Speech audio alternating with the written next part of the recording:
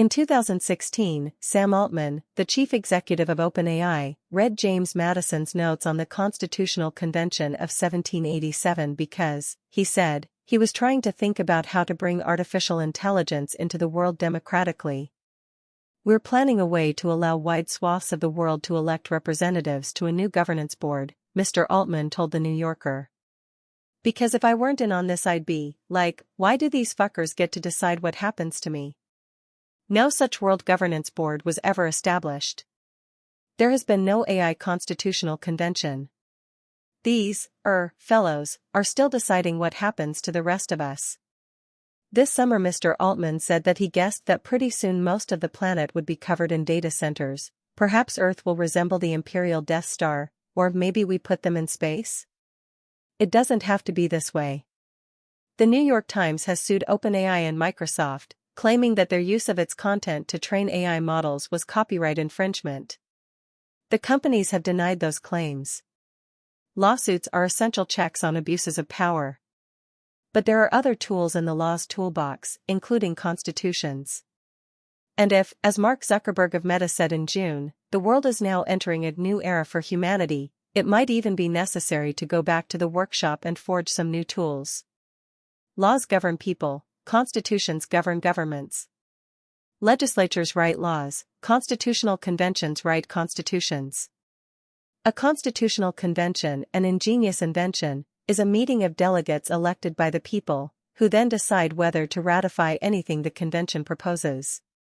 This coming year, the United States will celebrate not only the 250th anniversary of the Declaration of Independence, but also the 250th anniversary of the first written constitutions in the United States, beginning with New Hampshire's, written on January 5, 1776.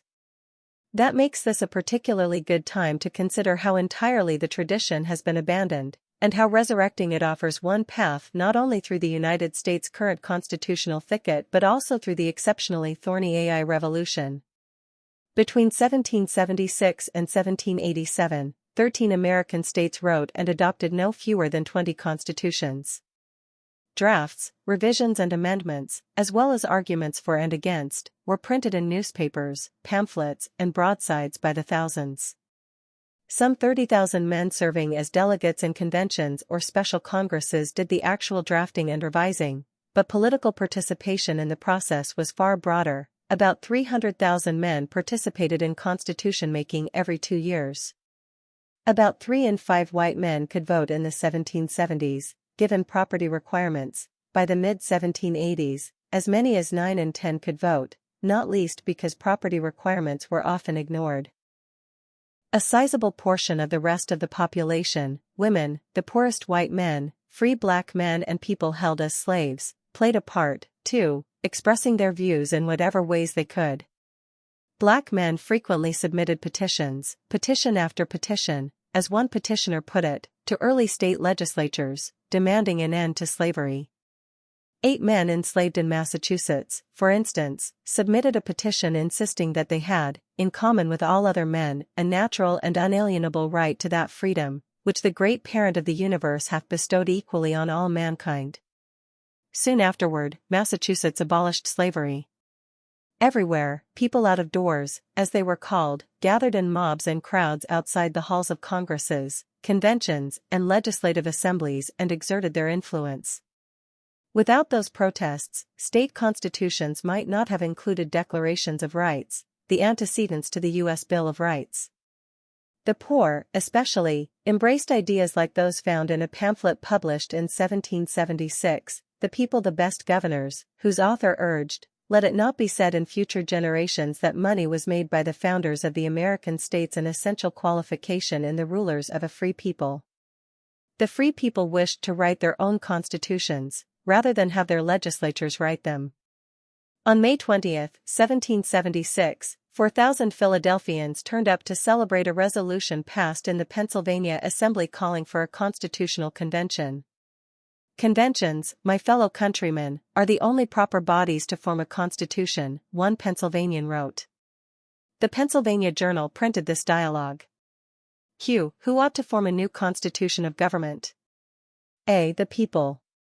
Q. Should the officers of the old constitution be entrusted with the power of the making of a new one when it becomes necessary? A. No. Bodies of men have the same selfish attachments as individuals, and they will be claiming powers and prerogatives inconsistent with the liberties of the people. New Jersey held a constitutional convention on May 26, 1776, and ratified its constitution on July 2. Pennsylvania began its own convention in June.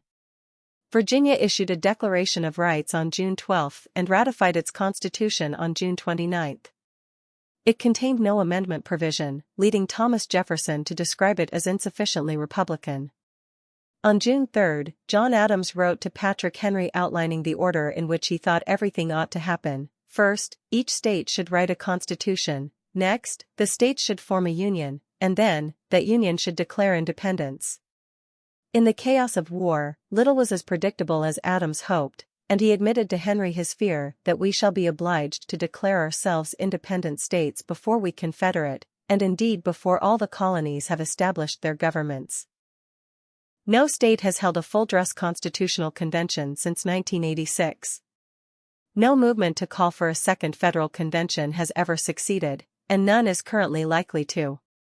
Meanwhile, amending the U.S. Constitution by other means, always difficult, has become effectively impossible since the ratification window for the Equal Rights Amendment closed in 1982. Debate continues about whether that time limit was constitutional. Both the practice of holding conventions and the philosophy of amendment, so foundational to American constitutionalism, have been all but abandoned. But what if Americans decided to take these tools out of the toolbox on the occasion of the nation's 250th anniversary for one particular purpose, as a mechanism for addressing the challenges artificial intelligence poses to fundamental law, to the consent of the governed, to equal rights, to life, liberty, and the pursuit of happiness? No such proposal will ever come from Silicon Valley, whose executives have only ever paid lip service to the principles of democratic governance. More commonly, leading tech executives insist that AI poses an existential risk to Homo sapiens, to the entire species, and that only they can fix it because such grand problems lie beyond the capacity of the democratic nation-state. The self-described neo-monarchist Curtis Yarvin, a one-time computer programmer and Silicon Valley tech entrepreneur whose writings have influenced Peter Thiel, the venture capitalist Marc Andreessen and Vice President J.D. Vance, has called for a return to the rule of kings and queens. He is not joking, aided by artificial intelligence. Mr. Thiel, despairing of any form of government on Earth suitable to his personal preferences, funded Elon Musk's company SpaceX with an eye to the limitless possibility for escape from world politics. Alex Karp, the pensive chief executive of Palantir, a firm he founded with Mr. Thiel, has at once indicted Silicon Valley for frittering away its great powers on the trivialities of consumerism and declared that the future of the West depends on corporations dedicating themselves to building a technological republic. Little that he endorses bears any relationship to the principles of republicanism. If people don't want to be ruled by these corporations and governed by their machines, there are ways, peaceable ways, even in an age of insurrectionary politics, to constitute ourselves and to amend fundamental law. This could start someplace else, or it could start in many places at the same time. But the United States, home both to leading AI companies and to a particular faith in liberal, democratic constitutionalism, is an excellent place to begin. Future of humanity and spend billions to persuade the government to allow them to build that future. In 2017, Mr. Altman, after abandoning his proposal for something like a constitutional convention to establish a new social contract for artificial intelligence, instead toured the United States as he considered a run for the governor's office in California.